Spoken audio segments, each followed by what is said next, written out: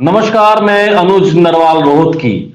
आज हम बात करेंगे हिसार लोकसभा सीट की। बड़ी दिलचस्प सीट होने जा रही है। चुनाव जो होगा दिलचस्प होगा, क्योंकि एक ही खानदान के यानी कि देवीलाल के खानदान के तीन लोग यहां पर अलग अलग पार्टियों से चुनाव लड़ सकते हैं। दो की तो डिक्लेयर हो गई हैं। बीजेपी से रणजीत चौटाला हैं और इनेलो से सुनैना चौटाला हैं। और बात यह भी आ रही है कि जेजेपी भी अपने या तो नैना चौटाला को या किसी और को वहां से उतार सकती है, यानी कि एक ही परिवार से तीन लोग अलग अलग पार्टियों में। और इस पर भी चर्चा करेंगे कि जो बीजेपी है उनके पास क्या ऐसा नेता नहीं था पार्टी का जिसके ऊपर वो भरोसा कर सके। तीसरा आज की जो बातचीत का हिस्सा रहेगा कि कांग्रेस के सामने कैंडिडेट कौन कौन से हैं जिनके ऊपर वो दाव खेल सकती है। हमारे साथ प्रद्युमन जोशीला हैं। आपका स्वागत है प्रद्युमन भाई। जी बहुत बहुत धन्यवाद। बड़ा मजेदार हो जाएगा। अब तो एक ही परिवार से तीन लोग अलग अलग पार्टी के। कैसा दिखता है आपको अगर ऐसा होता है तो? बिल्कुल, ये संभवतः पूरे भारत देश की एक ऐसी सीट होगी जिस पर एक परिवार के तीन सदस्य आमने सामने होंगे। और दो सदस्य तो हमने कई बार देखे हैं परिवार के आमने सामने होते हुए, लेकिन तीन सदस्य संभवतः हरियाणा प्रदेश के इतिहास में भी एक ऐसा अजब और गजब मौका हिसार की जनता के पास होगा जब एक परिवार के तीन सदस्य आमने सामने होंगे। और चौधरी देवीलाल जी की जो इतनी बड़ी राजनीतिक विरासत है उसका असली हकदार कौन होगा, उसका फैसला हिसार की जनता करेगी। जी, तो अब क्या लगता है कि सियासी बारिश घोषित कर देगी एक किस्म से, चाहे किसी भी नंबर पे आए, लेकिन दूसरे तीसरे पहले जो भी रहेगा क्रमांक, तो इससे यह भी तय हो जाएगा कि असली वारिस कौन है हिसार लोकसभा से। देखो ऐसा है, जो चौधरी देवीलाल का मूल गांव है वो चौटाला गांव है और वो सिरसा पार्लियामेंट में आता है। सिरसा पार्लियामेंट रिजर्व है और वर्षों से ही वो सीट रिजर्व रही है। इसी के चलते चौधरी देवीलाल का परिवार समय समय पर हरियाणा प्रदेश की भी और साथ लगते राजस्थान और पंजाब के अलग अलग लोकसभा क्षेत्रों से चुनाव लड़ता रहा है। चाहे वो चौधरी देवीलाल ने लड़े हों, चौधरी ओम प्रकाश चौटाला ने लड़े हों, अजय सिंह चौटाला ने, अभय सिंह चौटाला ने, चौधरी रणजीत सिंह चौटाला ने और दुष्यंत चौटाला ने और दिग्विजय चौटाला ने, इन तमाम नेताओं ने लोकसभा के चुनाव लड़ चुके हैं। अब इसी कड़ी में दो और नेत्रियों का नाम जुड़ने जा रहा है। वो एक नेत्री सुनैना चौटाला, जो चौधरी देवीलाल के जो दूसरे नंबर के बेटे हैं प्रताप सिंह चौटाला, स्वर्गीय प्रताप सिंह चौटाला, उनके बेटे रवि चौटाला की धर्मपत्नी है। और दूसरी जो है नैना चौटाला, जो बारडा की विधायक हैं, उससे पहले डबवाली से भी वो विधायिका रह चुकी हैं। वो अजय सिंह चौटाला की धर्मपत्नी है। तो अब इन तीनों के बीच में कैसा मुकाबला होगा? हालांकि राजनीतिक वारिस का एक तौर से जो है फैसला हिसार की जनता करेगी जिस दिन मतदान होगा उस दिन, लेकिन उससे पहले ही चूंकि चौधरी रणजीत सिंह चौटाला जो राष्ट्रीय पार्टी और सत्तारूढ़ पार्टी है उसकी टिकट ला चुके हैं, जबकि जेजेपी और इनेलो ये एक परिवार की या एक घर की पार्टी है और प्रदेश की एक क्षेत्रीय पार्टियां हैं। लिहाजा इसमें फैसला परिवार के नेताओं को ही करना है। तो उन्होंने अपने पारिवारिक सदस्यों को चुनावी मैदान में उतार दिया है। जो पहली जीत है राजनीतिक वारिस बनने की, वो निश्चित रूप से रणजीत सिंह चौटाला जीत चुके हैं। और उसका कारण यही है कि बीजेपी, जिसमें वो शामिल भी नहीं थे, वो ना भारतीय जनता पार्टी के कोई पदाधिकारी थे, वो तो एक निर्दलीय विधायक थे, उसके बावजूद उन पर भारतीय जनता पार्टी ने जिस तरह से विश्वास जताया है, चौधरी देवीलाल की ही जो उनके बेटे थे इसलिए उन पर ज्यादा भरोसा किया है। तो निश्चित रूप से पहला जो पड़ाव है वो रणजीत सिंह चौटाला जीत चुके हैं। जी, अगर तीनों का प्लस माइनस देखें तो क्या लगता है कि आप तीनों का बताएं, रणजीत सिंह चौटाला का बताएं, नैना चौटाला का और सुनैना का। देखो अगर तीनों की बात करें तो सुनैना चौटाला ने अपने जीवन में अभी तक कोई चुनाव नहीं लड़ा है। वो हिसार जिले के उकलाना विधानसभा क्षेत्र के दौलतपुर गांव की बेटी हैं। दौलतपुर हल्के के बड़े और प्रमुख राजनीतिक गांव में आता है।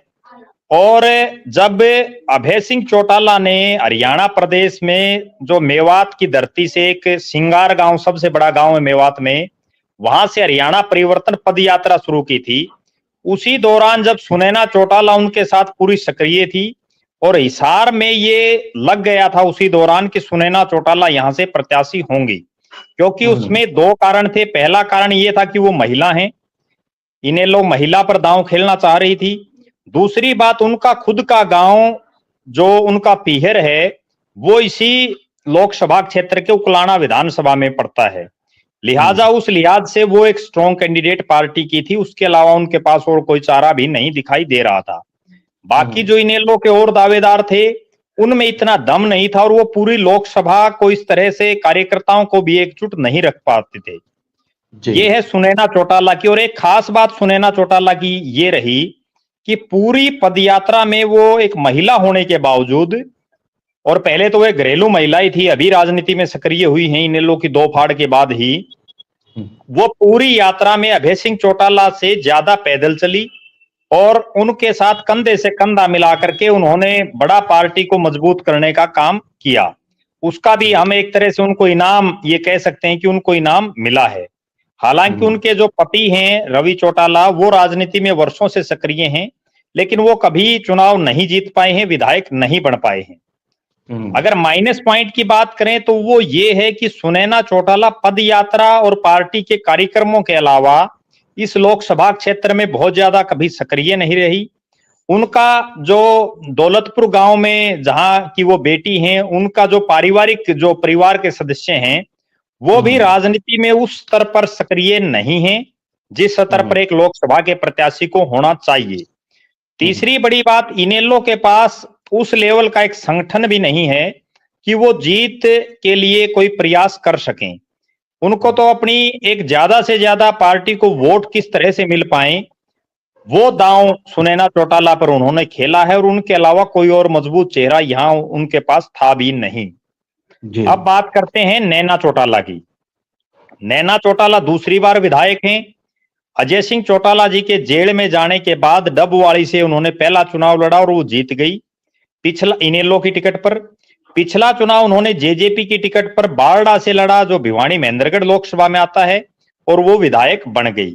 दुष्यंत चौटाला की माताजी हैं, उनका भी जो घर है या उनका जो गांव है पीहर है वो दड़ोली गांव पड़ता है आदमपुर विधानसभा क्षेत्र में, वहां से वो आती हैं। गोदारा परिवार की बेटी हैं वो। और उनके जो चचेरे भाई हैं राजेश गोदारा, उन्होंने आदमपुर से कई बार इनेलो की टिकट पर चुनाव लड़ा, लेकिन उनको हर बार बुरी हार का सामना करना पड़ा। उसमें दड़ोली गांव का फैक्टर ने भी कोई बहुत लंबा चौड़ा जो है काम नहीं किया। लेकिन उनके पास जो एक खास बात है वो ये है कि उनके बेटे दुष्यंत चौटाला ने हिसार से 2 चुनाव लड़े लोकसभा के, एक बार वो जीते, दूसरी बार वो हार गए मोदी जी की लहर में। उनके पति अजय सिंह चौटाला ने यहां से चुनाव लड़े, लेकिन वो चुनाव हार गए। हालांकि यहां से चौधरी ओम प्रकाश चौटाला ने भी लोकसभा का चुनाव लड़ा था, लेकिन वो भी वीरेंद्र सिंह के मुकाबले चुनाव हार गए थे। लिहाजा नैना चौटाला की अगर कोई खास बात है तो उसका एक प्लस पॉइंट तो ये है कि उनका गांव आदमपुर विधानसभा क्षेत्र में आता है। दूसरी बात, उनकी जो हरी चुनरी चौपाल उन्होंने जेजेपी के गठन के मौके पर और उससे पहले इनेलो में की थी, उसके बाद महिलाओं में उनका एक अच्छा खासा क्रेज था। लेकिन सत्ता में जब दुष्यंत चौटाला प्रदेश के उप मुख्यमंत्री बने तब से उनकी वो हरी चुनरी चौपाल भी लगभग गायब सी हो गई। अब वो बहुत ज्यादा महिलाओं को समय भी नहीं दे पा रही, ना ही वो राजनीति में कोई बहुत लंबा चौड़ा एक विधायक के रूप में वो कुछ कर पाई। 10 साल विधायक रहने के बावजूद वो ना ही डबवाली में और ना ही बारडा विधानसभा में अपनी कहीं कोई छाप छोड़ी। एक उनका प्लस पॉइंट जो है वो यही है कि महिलाओं में उनका किसी समय एक अच्छा खासा रुतबा था, हालांकि अब धीरे धीरे वो क्रेज उनका कम होता जा रहा है। दूसरी बड़ी बात, दुष्यंत चौटाला की जो पॉपुलैरिटी थी 2019 और 18 के दौर में वो भी अब बहुत कम हो चुकी है, और अब वो सत्ता से भी जो है दूर हो चुके हैं। लिहाजा उस चीज का भी नुकसान नैना चौटाला को निश्चित रूप से होगा। करें रणजीत सिंह चौटाला की। रणजीत सिंह चौटाला रामगढ़ से निर्दलीय विधायक हैं। वो मैं दर्शकों को बताना चाहूंगा 1998 में हिसार लोकसभा से कांग्रेस पार्टी की टिकट पर वो पहले भी चुनाव लड़ चुके हैं, हालांकि वो चुनाव लड़ गए थे। उसके बाद 2008 में उन्होंने आदमपुर विधानसभा से उपचुनाव लड़ा कांग्रेस पार्टी की टिकट पर चौधरी भजनलाल जी के सामने, और उस चुनाव में भी उन्होंने हार का सामना करना पड़ा। लेकिन तब से और 2024 तक हर महीने की पहले 2 तारीख को और उसके बाद 5 तारीख को, चाहे वो राज में रहे या बिना राज रहे, चाहे 100 आदमी आए चाहे 1000 आदमी आए, हर महीने एक दिन उन्होंने खुला दरबार लगाया, लोगों की समस्याएं सुनी और उनका समाधान करवाने का प्रयास किया, जिसके बलबूते पर भारतीय जनता पार्टी ने उनको बीजेपी में ना होते हुए भी टिकट दी। उन्होंने तो सिर्फ 10 मिनट पहले ही बीजेपी ज्वाइन की थी और उसके तुरंत बाद उनको बीजेपी ने टिकट दे दिया। रणजीत सिंह की जो कमियां और जो खासियत है, वो रणजीत सिंह के पास जो सबसे बड़ी कमी है वो ये है कि रणजीत सिंह चौटाला भारतीय जनता पार्टी में नहीं थे, लिहाजा भारतीय जनता पार्टी के नेता उनका किस किस स्तर तक साथ देते हैं, वो दिल से साथ देते हैं या सिर्फ फॉर्मेलिटी करते हैं, इस पर एक बहुत बड़ा प्रश्न खड़ा हुआ है। क्योंकि जो ही उनको टिकट मिली तभी बहुत से भारतीय जनता पार्टी के नेताओं के जो है कार्यकर्ता जो थे, उनके कई मैसेजेस सोशल मीडिया पर भी और भी जो है लोगों के माध्यम से जो चर्चाएं चल रही हैं, हालांकि भारतीय जनता पार्टी एक अनुशासित पार्टी है और हो सकता है मोदी जी का हंटर बीजेपी के कार्यकर्ता और नेताओं पर चले और वो तमाम लोग उनकी मदद करें, लेकिन ये भविष्य के गर्भ में है। उनकी अगर खासियत की बात करें तो 78 साल की उम्र में भी वो एक युवा की तरह काम करते हैं, दिन रात लोगों के बीच रहते हैं और मनोहर लाल जी की सरकार में भी और नायब सिंह सैनी के मंत्रिमंडल में भी संभवतः वो प्रदेश के इकलौते ऐसे मंत्री हैं जो नांगड़ चौधरी से लेकर के और कालका तक और होडल पलवल से लेकर के चौटाला डबवाड़ी तक पूरे हरियाणा में लोकप्रिय रहे, पूरे हरियाणा में उनके कार्यक्रम रहे, उसका उनको फायदा मिला। दूसरा चौधरी देवीलाल के नाम का, क्योंकि वो उनके बेटे हो गए, उसका भी उनको एक बहुत बड़ा बेनिफिट मिला टिकट के लिए। तीसरी जो बड़ी बात है रणजीत सिंह की वो ये है कि वो लगातार जनता के बीच रहते हैं और लोगों के तुरंत करते हैं। और सबसे बड़ी बात ये है, इस सरकार में कोई मंत्री ऐसा नहीं होगा जो आधी रात को भी लोगों के फोन उठाए, वो लोगों के फोन भी उठाते हैं। ये उनका प्लस पॉइंट है। और जो माइनस पॉइंट है वो एक जो उम्र है, क्योंकि बाकी जितने प्रत्याशी हैं वो उनके मुकाबले युवा हैं। हालांकि रणजीत सिंह की उम्र बेशक ज्यादा हो लेकिन वो काम युवाओं से ज्यादा कर रहे हैं, ऐसा हमने पिछले कई सालों में देखा है। जी जी इसमें देखो सवाल ये है कि रणजीत सिंह चौटाला को दे तो दी टिकट और वो अभी विधायक भी थे तो निर्दलीय थे, बीजेपी से नाता नहीं था, पुरानी कांग्रेसी हैं। अब सवाल ये उठता है कि क्या बीजेपी को लोकसभा में, हिसार लोकसभा में कोई ऐसा चेहरा क्यों नजर नहीं आया जिसके ऊपर वो भरोसा कर पाते। उसमें बहुत सारे नाम थे, जैसे हमने हिसार लोकसभा के ऊपर पहले भी बात की थी, बहुत सारे लोग लाइन में थे। हालांकि ब्रिजेंद्र सिंह छोड़ चुके हैं भाजपा को, उसके बाद कैप्टन अभिमन्यु का नाम था और कई नाम थे, कुलदीप बिश्नोई का नाम चर्चा में था। तो ये क्या मतलब इसके पीछे गणित समझ नहीं पाए, वजह समझ नहीं पाए कि ऐसी क्या वजह थी कि उनके ऊपर भरोसा नहीं हो पाया बीजेपी को। देखो डॉक्टर साहब, अगर कड़वी सच्चाई बताऊं तो वो ये थी कि भारतीय जनता पार्टी सर्वे के आधार पर अपना काम करती है। हिसार लोकसभा क्षेत्र में प्रदेश में सबसे ज्यादा टिकटार्थी बीजेपी के थे, क्योंकि ये एक ऐसी सीट दिखाई दे रही थी जहां कांग्रेस कमजोर थी। यहाँ कांग्रेस पिछले 4 चुनाव में 3 नंबर पर रह चुकी है, जिनमें 3 मुख्य चुनाव और 1 उपचुनाव, और उनमें 3 बार जमानत जब्त और चौथी बार बिल्कुल बाल बाल उनकी जमानत बची। 9 के 9 जो विधानसभा क्षेत्र इस लोकसभा में है वहां कांग्रेस का कोई एमएलए नहीं है। लिहाजा इस सीट पर जितने दावेदार थे उसमें सबसे बड़ी बात यही थी कि ये जाट बाहुल्य सीट है, कि यहाँ जाट वोटर बीजेपी के पक्ष में कौन नेता ला सकता है। उस पर उन्होंने बीजेपी के जितने सर्वे हुए, जितने नेताओं की जो इंटरनल रिपोर्टें गई, उस सभी में यही बात थी कि ना तो Jat vote bank captain Abhimanyu के खाते में आ सकता, ना कुलदीप बिश्नोई के खाते में आ सकता, ना रणबीर सिंह गंगवा के खाते में आ सकता, ना ही बीजेपी के जो और टिकटार्थी थे उनके खाते में आ सकता। अगर जाट वोट बीजेपी को हिसार में नहीं पड़ेगा तो बीजेपी का कैंडिडेट चुनाव नहीं जीत पाएगा। हिसार लोकसभा में सबसे ज्यादा जाट वोट हैं और जाट डोमिनेटेड ये सीट है। लिहाजा यहाँ जाट वोट लेने वाला सिर्फ इकलौता आदमी जो भारतीय जनता पार्टी के सर्वे के हिसाब से भी और बीजेपी के नेताओं की जो इंटरनल रिपोर्ट थी उसमें चौधरी रणजीत सिंह चौटाला ही निकल करके आए। हालांकि मैं एक और दर्शकों को बड़ी बात बताने जा रहा हूं, जेजेपी के भी एक विधायक का हिसार से टिकट की लाइन में नाम था, लेकिन अच्छा। उसको टिकट इसलिए नहीं दी गई कि दूसरी पार्टी के अगर किसी नेता को एकदम से टिकट दे देते हैं तो हो सकता है जो बीजेपी के कार्यकर्ता हैं उन पर कहीं विपरीत प्रभाव ना पड़ जाए, क्योंकि रणजीत सिंह चौटाला तो किसी पार्टी में नहीं थे। इसके अलावा एक बात और बताऊं, जो पुरानी कांग्रेसी की बात है, रणजीत सिंह ने अपना राजनीतिक जीवन चौधरी देवीलाल की लोकदल से ही शुरू किया, जनता पार्टी से। उसके बाद वो बीजेपी में भी रहे हैं। बीजेपी में उन्होंने कई साल राजनीति की है, लेकिन उसके बाद वो कांग्रेस में घर वापसी उन्होंने की, वो कांग्रेस में चले गए। अब वो निर्दलीय विधायक हैं। दूसरी बड़ी बात, पार्टी ने ये सोचा कि एक ऐसा चेहरा हो जिसकी छवि साफ हो, जिसके ऊपर कोई प्रश्न ना उठा पाए, क्योंकि पीछे चाहे वो कुलदीप बिश्नोई की बात हो, उन पर भी जाट नॉन जाट का एक ठप्पा वर्षों से लगा हुआ है, ना वो इलाके में आते हैं। तीसरी बड़ी बात वो ये थी कि जनता के बीच कौन नेता रहता है। चौधरी रणजीत सिंह ना तो हिसार लोकसभा के किसी हल्के से विधायक थे, ना उनको कहीं चुनाव लड़ना था। उसके बावजूद वो महीने में एक दिन तो फिक्स, और इसके अलावा महीने में एक दो दिन और लगभग 3 दिन हिसार लोकसभा में वो लगाते थे हर महीने। जबकि ना तो कुलदीप बिश्नोई, ना कैप्टन अभिमन्यु। कैप्टन अभिमन्यु भी अभी जो चुनावी वातावरण जब से शुरू हुआ है तब से हिसार में वो सक्रिय हुए हैं, वरना उससे पहले नारनौंद में भी उनका आना जाना बहुत ज्यादा नहीं था। रणबीर गंगवा सिर्फ एक नलवा हल्के तक, और वो भी एक बैकवर्ड और कुमार समाज के नेता तक बढ़कर के सीमित रह गए हैं। उनका भी पूरी लोकसभा में उस स्तर पर कोई वजूद दिखाई नहीं दे रहा है।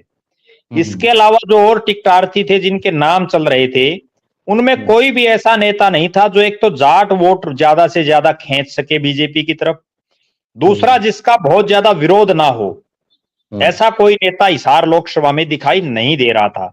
यही सबसे बड़ा कारण रहा। एक चौधरी देवीलाल का नाम, क्योंकि वो चौधरी देवीलाल के बेटे हैं, दूसरा हर महीने हिसार में सक्रिय रहना, और तीसरा लोगों के बीच ज्यादा से ज्यादा रहना। ये 3 मुख्य कारण थे जिन्होंने चौधरी रणजीत सिंह को टिकट दिलाई। और चौथा और जो सबसे बड़ा कारण था वो ये था कि प्रदेश के जो सुपर सीएम जिनको हम आज के दिन बोलते हैं, मनोहर लाल खट्टर जी, उन्होंने खुली पैरवी रणजीत सिंह चौटाला की, जिसकी वजह से उनको ये टिकट मिल पाई। और उसका भी एक कारण है कि मनोहर लाल खट्टर जी ने क्यों उनकी मदद की। ये बात रणजीत सिंह चौटाला अपनी जनसभाओं में अक्सर कहते हैं कि जब मैं रानिया से इंडिपेंडेंट चुनाव लड़ रहा था तो मेरे पास जिस दिन वोट पड़े और काउंटिंग से एक दिन पहले मनोहर लाल खट्टर जी का फोन आया, वो हरियाणा के सीएम थे। उन्होंने बताया कि रणजीत सिंह जी आप चुनाव जीत रहे हैं और आपका बहुत बहुत आपको बधाई हो। उस पर जो रणजीत सिंह का कथन था वो यही था कि जब हरियाणा का 1 नंबर का व्यक्ति मुझे ये कह रहा है कि मैं चुनाव जीत रहा हूं तो इसका मतलब चुनाव जीत रहा हूं। और मैं मनोहर लाल जी आपसे एक वादा करता हूं, अगर भारतीय जनता पार्टी की 32 सीटें आती हैं और कांग्रेस पार्टी की सीटें 57 आ जाती हैं तो रणजीत सिंह बीजेपी के साथ रहेगा, 32 का 33 हो जाएगा, वो 57 से 58 नहीं होगा। मैं बीजेपी के साथ रहूंगा। और उसका कारण वो ये गिनाते हैं कि चौधरी देवीलाल का बेटा, जिसका इतना बड़ा राजनीतिक अनुभव और इतना बड़ा राजनीतिक कद हो, उसकी कांग्रेस पार्टी ने एक नौसिखिए नेता की तुलना में टिकट काट दी। आपको भी ध्यान होगा और दर्शकों को भी, जब 2019 का चुनाव था तो रानिया में एक विनीत कंबोज युवा नेता है, उनको कांग्रेस पार्टी ने टिकट दे दी थी रणजीत सिंह चौटाला की काट करके। और उसका नतीजा ये हुआ कि रणजीत सिंह चौटाला ने तमाम जितनी पार्टियां थी जिन्होंने चुनाव लड़े, उन सभी की जो मुख्य पार्टियां थी सबकी जमानतें जब्त हो गई, चाहे वो बीजेपी हो, चाहे वो इनेलो हो, जेजेपी हो, कांग्रेस हो, तमाम पार्टियां हारी। तब से वो उन्होंने कांग्रेस से मुंह मोड़ लिया और उसी दिन से मनोहर लाल खट्टर जी उनके कायल हो गए। एक बात और मैं बताऊं दर्शकों को अभी जब उनको नायब सिंह सैनी की सरकार में दोबारा मंत्री बनाया गया, तो उन्होंने स्टेज से एक बहुत बड़ी बात कही और ये कहा कि मैं ये बात पहली बार डिस्क्लोज कर रहा हूं। अच्छा। और वो बात उन्होंने ये कही कि जब नरेंद्र मोदी, अमित शाह जी ने ये पूछा कि किस किस को मंत्री बनाना है, मनोहर लाल जी बताओ, हम्म। तो मनोहर लाल जी ने कहा कि एक रणजीत सिंह चौटाला का नाम दे रहा हूं, उनको तो मंत्री बनाना है, बाकी हम्म। आप जिसको कहोगे उनको बना देंगे। हम्म। तो इसका तो बड़ी मतलब मनोहर लाल खट्टर जी रणजीत सिंह चौटाला पर अंधा विश्वास कर रहे हैं, बिल्कुल। बिल्कुल। लेकिन बात जी वही है कि एक समय में बड़ी तूती बोलती थी वहां पर जी भजनलाल परिवार की। तो जी उनका टिकट कटना एक किस्म से वहां पर शेरो शायरी करने लगे वो तो बेचारे। अब क्या शेरो जी शायरी बिल्कुल। करेंगे। और कैप्टन अभिमन्यु भी चुनाव लड़े हैं, वित्त मंत्री रहे और रोहतक से भी लोकसभा चुनाव लड़े, उनका भी अनुभव अच्छा था। जी लेकिन अब क्या ऐसी स्थिति में उन लोगों का साथ मिल पाएगा उनको। क्या ये आपको नहीं लगता कि यहाँ कहीं ना कहीं अंदरूनी वो प्रश्न उठते हैं बीजेपी के अंदर कि इतने जो पुराने भाजपाई थे तो उनको छोड़ दिया और नए लोगों के ऊपर उन्होंने विश्वास कर लिया। देखो, भारतीय जनता पार्टी की एक खास बात तो ये है कि ये केवल जिताऊ प्रत्याशी को टिकट देते हैं, वो चाहे नया हो चाहे पुराना हो या किसी पार्टी से तोड़ करके लाया गया हो। हमने हम्म। देखा होगा, हरियाणा प्रदेश की बात करें, कितने दूसरी पार्टी के नेता जो आए और उनको टिकट दिया। आज अगर जिन 10 लोकसभा सीट बीजेपी ने दी हैं, उनमें हम्म। 6 प्रत्याशी ऐसे हैं जो मूल रूप से कांग्रेसी हैं, हम्म। पुराने कांग्रेसी वो रहे हैं। और हम्म। इस चुनाव में भी 3 नेताओं को ऐसों को टिकट दी है जिन्होंने अभी तुरता फुर्ती बीजेपी ज्वाइन की थी, चाहे वो हम्म। अशोक तंवर हो, चाहे नवीन जिंदल हो, और चाहे वो चौधरी रणजीत सिंह हो। ये हम्म। केवल नरेंद्र मोदी, अमित शाह और जेपी नड्डा की जोड़ी केवल जिताऊ प्रत्याशी पर ही दांव खेलती है। हम्म। अब बात करते हैं कुलदीप बिश्नोई की। भव्य हम्म। बिश्नोई ने जिस तरह की शेरो शायरी जो सोशल मीडिया साइट पर रखी है, उसका हम्म। साफ और स्पष्ट इशारा है कि हम्म। भव्य बिश्नोई के दादा चौधरी भजनलाल की कितनी बड़ी राजनीतिक विरासत थी। वो हम्म। हरियाणा प्रदेश के उन नेताओं में शामिल हैं जिनका हम्म। परिवार 4 लोकसभा क्षेत्रों से चुनाव जीत चुका है, हम्म। हिसार, भिवानी, करनाल और फरीदाबाद, जो हम्म। कालका से लेकर के और आदमपुर तक विधायक बन चुके हैं। उसके बावजूद भव्य बिश्नोई को मंत्री ना बनाना, हालांकि वो कोई राजनीति में बहुत बड़े खिलाड़ी भव्य बिश्नोई नहीं है। उनका ये हम्म। पहला दूसरा चुनाव था। पहला चुनाव उन्होंने कांग्रेस की टिकट पर लोकसभा का लड़ा, जिसमें उनकी जमानत जब्त हो गई थी। और जी। दूसरा चुनाव बीजेपी ने पूरा जोर जब सरकार ने लगाया, तब जाकर के भव्य बिश्नोई विधायक बन पाए। वरना तो हम्म। जो दीपेंद्र हुड्डा की मेहनत थी, हम्म। उसने जो है भजनलाल परिवार के जो अरमान थे विधानसभा में पहुंचने के, उन पर पानी फेरने का ही काम कर दिया था। ये तो हम्म। बीजेपी की सरकार ने तमाम जो है उनके मंत्रियों और संगठन ने जोर लगाया तो वो जीत गए। जी। अब जी। कुलदीप बिश्नोई के पास भी आदमपुर को छोड़ करके कोई बहुत लंबा चौड़ा राजनीतिक के वजूद उनका नहीं दिखाई दे रहा है। हम्म। हालांकि राजनीति में एक एक वोट कीमती होता है और एक एक नेता की सपोर्ट बड़ी कीमती होती है। हम्म। उसके बावजूद मुझे नहीं लगता कि वो बीजेपी को, बेशक उनकी शेरो शायरी कुछ भी हो, लेकिन एक तो हम्म। वो बीजेपी को नहीं छोड़ेंगे, क्योंकि जिन हम्म। हालातों में उन्होंने कांग्रेस को छोड़ करके बीजेपी ज्वाइन की थी, जिस हम्म। कांग्रेस में वो मुख्यमंत्री पद की मांग, प्रदेश अध्यक्ष की मांग के लिए अड़े रहे थे, मुख्यमंत्री हम्म। के चक्कर में उन्होंने पार्टी छोड़ दी थी पीछे भी हम्म। 2007 में। फिर उन्होंने हम्म। कांग्रेस में ज्वाइन कर लिया, फिर प्रदेश अध्यक्ष बनने के लिए छोड़ दी। हम्म। अब जो है उनकी इतनी जो है राजनीतिक वर्चस्व नहीं दिखाई दे रहा कि वो बीजेपी को छोड़ पाएंगे। हम्म। दूसरी बड़ी बात, मुझे ऐसा लग रहा है कि उनका जो मूल वोटर है, वो भी कहीं ना कहीं, बेशक उनको कई कारण हैं उसमें जिनको सार्वजनिक नहीं बताया जा सकता, वो कांग्रेस की मदद भी नहीं करेंगे। आखिरकार हम्म। उनके पास कोई ऑप्शन नहीं है, वो लास्ट तक बीजेपी की ही मदद करेंगे। दूसरी हम्म। बात रही कैप्टन अभिमन्यु की। कैप्टन अभिमन्यु का नारनौंद विधानसभा क्षेत्र में अपना एक वजूद है। वो लगातार 3 चुनाव वहां से लड़ चुके हैं। खांडा खेड़ी बड़ा गांव है उनका। और निश्चित रूप से कैप्टन अभिमन्यु के कार्यकर्ताओं में एक नाराजगी जरूर है। और उसका कारण ये है कि पहले कैप्टन अभिमन्यु प्रदेश अध्यक्ष की डिमांड कर रहे थे, वो उनको उनके कार्यकर्ता कर रहे थे, नहीं मिल पाया। राज्यसभा के में उनका नाम चला, वो भी उनको नहीं मिल पाई। उसके बाद उनका नाम प्रदेश अध्यक्ष के लिए फिर चला, फिर उनकी नहीं बात बन पाई। फिर उनका नाम राज्यसभा के लिए चला, फिर नहीं बात बन पाई। अब उनको लोकसभा की भी नहीं मिल पाई। अब उनके कार्यकर्ता प्रदेश अध्यक्ष के लिए दोबारा से जो है अपने अंदर लड्डू फोड़ रहे हैं कि हो सकता है हमको हमको प्रदेश अध्यक्ष ही बना दें। लेकिन मुझे नहीं लगता कि कैप्टन अभिमन्यु को प्रदेश अध्यक्ष भी बनाएंगे, क्योंकि उसका भी एक कारण है। और वो कारण ये है कि मनोहर लाल खट्टर जी से उनकी उस लेवल पर बात नहीं बन पा रही है जिस लेवल पर एक सामंजस्य होना चाहिए एक नेता का और एक मुख्यमंत्री का या एक बहुत सीनियर नेता का। कहीं ना कहीं वो कमियां रही हैं। दूसरी एक खास बात और है बीजेपी की, बीजेपी में जो नेता ज्यादा फूंफा करता है, जो नेता इस तरह का दिखावा करता है कि उसी को टिकट मिलेगी, उसकी बीजेपी टिकट काट भी देती है। कैप्टन अभिमन्यु हिसार लोकसभा से इकलौते नेता थे जिन्होंने कभी दिवाली मिलन समारोह, कभी नव वर्ष पर समारोह, कभी लोकसभा के अलग अलग हलकों में जलसे जुलूस करना और इस तरह का एक शो करना कि टिकट उनकी फाइनल है, उसका भी उनको एक बड़ा खामियाजा भुगतना पड़ा।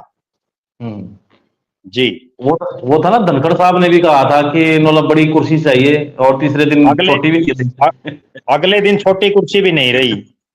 तो ये और तो अब था धनखड़ बीजेपी साहब का। जी। अब धनखड़ साहब का 2 लोकसभा क्षेत्रों से पैनल में नाम भेजा था। हाँ, और एक में भी नहीं था। हमने एक दिन पहले अनुज जी चर्चा भी की थी इस विषय पर कि उनका नाम 2 अलग अलग लोकसभाओं में भेजा है, लेकिन उनको टिकट कहीं से नहीं मिलेगी। ये बात हमने आज से लगभग 1-1.5 महीने पहले ही बता दी थी। बिल्कुल बिल्कुल।